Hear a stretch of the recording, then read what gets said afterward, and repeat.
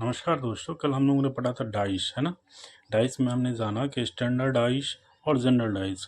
Standard dice को हिंदी में मानक पासा, जनरल डाइस को हिंदी में सामान्य पासा, है ना। स्टैंडर्ड डाइस के बारे में हमने लोगों ने पढ़ा कि अगर कोई भी दो संख्या को जोड़ने पर 7 नहीं हो तो वो स्टैंडर्ड डाइस है ना। जैसे जोड़ा था ना, 4 और 1 को जोड़ने पर 5 होता है, 1 और 2 को जोड़ने पर 3 होता है, 2 और 4 को जोड़ने पर 6 होता है, 7 नहीं होता है, यानी ये स्टैंडर्डाइज है ना। उसी प्रकार जनरल डाइस को समझते हैं। जनरल डाइस यानी सामान्य पासा। जनरल डाइस में क्या होता है, 6 और 1 को जोड़ेंगे तो 7 हो गया, है ना।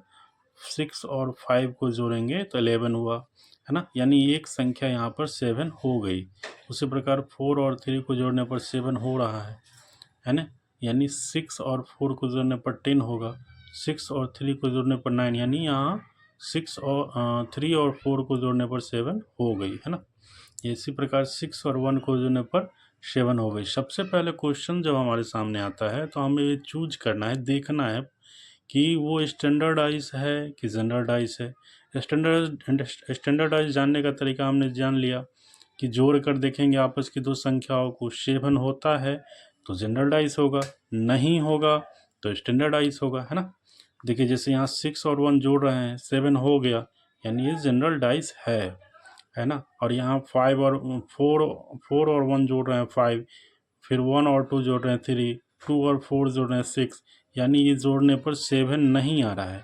इसका मतलब ये है कि स्टैंडर्डाइज है। स्टैंडर्डाइज के बारे में हम लोगों ने क्या जाना कि जब भी कोई संख्या एक संख्या के विपरीत पूछेगा, जैसे एक के संख्या के विपरीत पूछा कि इस संख्या के पीछे वाले पार्ट पर क्या लिखा हुआ है, तो उसको जानने का सीधा तरीका है कि एक में ऐसा क्या जोड़ेंगे जो 7 हो जाए।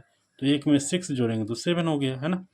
फिर 4 के विपरीत क्या ऐसी संख्या लिखी हुई है, ये हमसे क्वेश्चन पूछा जाएगा, तो उसमें हम सीधा जानते हैं कि ऐसी कोई संख्या लिखना है जिससे जोड़ने पर 7 हो जाए। तो 4 में 3 ऐड करेंगे तो 7 हो गया, है ना।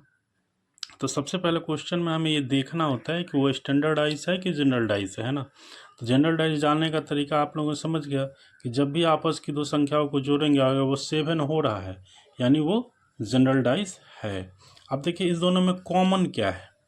कॉमन देखेंगे, यहाँ 6 है तो ये हमेशा क्लॉक वाइज चलता है। क्लॉक की सुई, घड़ी की सुई ऐसे चलती है ना, वैसे ये क्लॉक वाइज चलती है। जैसे यहाँ 6 है और यहाँ भी 6 है, कॉमन है ना। दोनों में देखिए 6 5 1, और यहाँ देखिए 6 4 3, है ना। यानी ये 6 और ये 6 दोनों में कॉमन है, तो हम यहाँ लिखेंगे 6, फिर ये ऐसे चलेंगे ऐसे, है ना।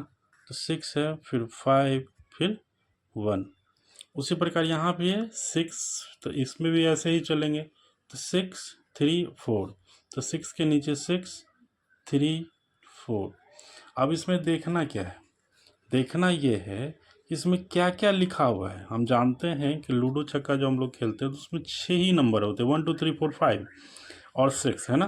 तो यहाँ देखना है क्या, 1 है, 3 है, 4 है, 5 है, 6 है, लेकिन 2 नहीं है। तो इन दोनों के विपरीत में क्या होगा, 2, है ना। समझ गया, यानी 6 के विपरीत क्या, कौन सी संख्या लिखी होगी, 2। अब यहाँ पूछेगा 5 का विपरीत क्या होगा, तो 5 के विपरीत यहाँ क्या है, 3। यहाँ 1 के विपरीत क्या होगा, तो 1 के विपरीत 4। समझ रहे हैं। आशा विश्वास है कि आप लोग जनरल और स्टैंडर्डाइज दोनों समझ गए होंगे। वीडियो अच्छी लगे कमेंट, सब्सक्राइब और लाइक ज़रूर करें। धन्यवाद।